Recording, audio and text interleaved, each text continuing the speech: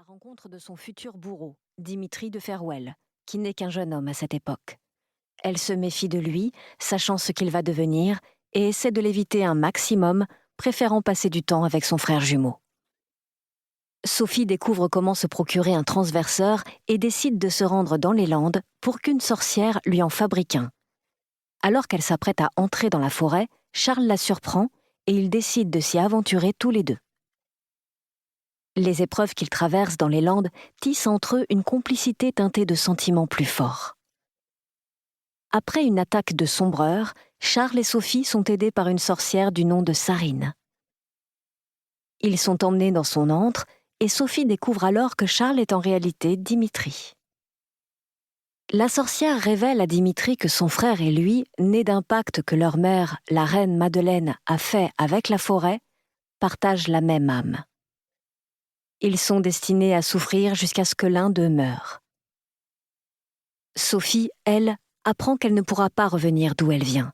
Chaque nouveau voyage dans le passé réalisé avec un engrange-temps crée une ligne temporelle parallèle à la première. Sophie doit donc accepter sa nouvelle réalité. Sarine, étant une sorcière du miroitement, ne peut créer de transverseur qu'avec le sang de Dimitri. Ce dernier accepte d'offrir une année de sa vie pour aider Sophie à rentrer chez elle. La sorcière prélève alors une goutte du sang du prince, d'une piqûre sur son torse, pour façonner la petite pierre rouge, le nouveau transverseur.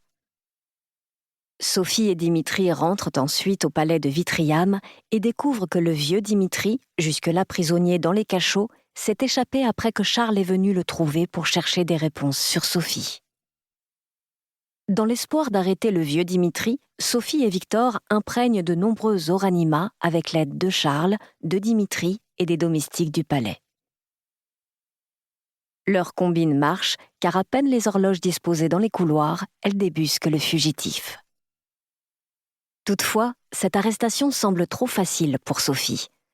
Elle fait part de ses craintes à Églantine, qui lui apprend les pouvoirs de transformation que confère la transcendance, la magie du sang que pratique le vieux Dimitri. Sophie se précipite alors au palais, mais elle arrive trop tard. Devant une assistance médusée, le double maléfique de Dimitri, sous l'apparence du roi Emerald de Ferwell, abat son épée sur Charles, qu'il vient de couronner. Après une déferlante de pouvoir, Sophie pense ne pas s'en sortir. Cependant, le jeune prince Dimitri arrive à s'extraire de l'empire de son double maléfique et le poignarde, ainsi que l'engrange-temps qu'il tenait entre les mains. Une explosion balaie la salle du trône. Tout le monde est sain et sauf, même Charles parvient à être sauvé. Le vieux Dimitri est mort et l'engrange-temps détruit avec lui. Sophie décide alors de quitter Aigueport malgré son attachement pour sa ville natale et, surtout, son amour naissant pour le prince Dimitri. En compagnie de Farandole, l'horlogère prend la mer direction Kelvie, en Fréenne, pour découvrir de nouveaux horizons et peut-être intégrer l'académie horologique dont elle a toujours rêvé. Prologue. Les rêves avaient le goût des cauchemars depuis bien trop longtemps. Empêtrée dans une brume plus dense que la nuit elle-même, Sophie peinait à avancer. Pourtant elle le devait, car là, à quelques pas, elle était poursuivie. Une ombre immense s'étirait, l'englobant dans son sillage ténébreux.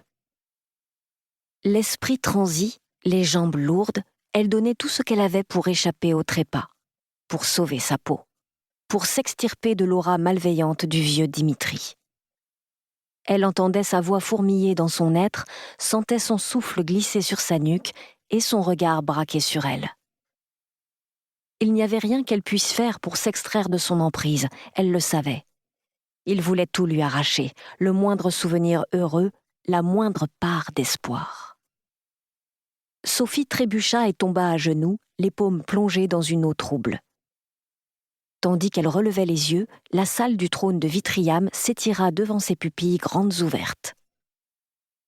L'éclat singulier de la scène la fit scier, bien que le blanc immaculé du mobilier soit terni par une couleur plus sombre, plus pourpre. L'effroi la gagna quand elle comprit que ses mains étaient immergées dans le sang jusqu'au poignet. Face à elle, le visage livide du jeune Dimitri, à moitié englouti par le... Pour continuer à écouter ce livre audio gratuitement, cliquez sur le lien dans la description et vous pourrez l'écouter en entier sans frais grâce à l'essai de 30 jours d'Audible.